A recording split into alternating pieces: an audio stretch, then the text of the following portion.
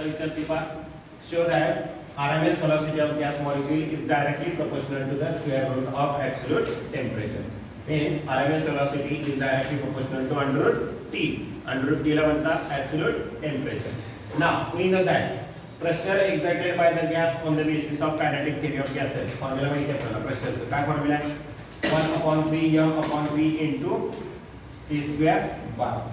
Where m is called as total number of gas molecule किंवा total number of gas molecule चं काय येते mass means total mass of the gas.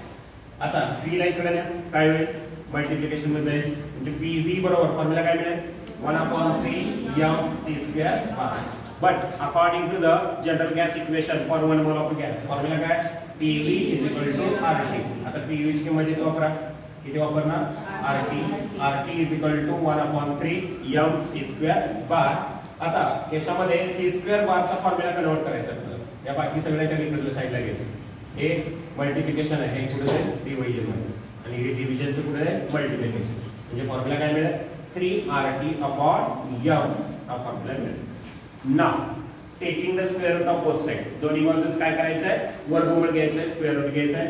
हे square route घेतल्यानंतर काय होईल याने अंडर रूट मिळत जाईल. हे सुद्धा अंडर रूट मिळत जाईल.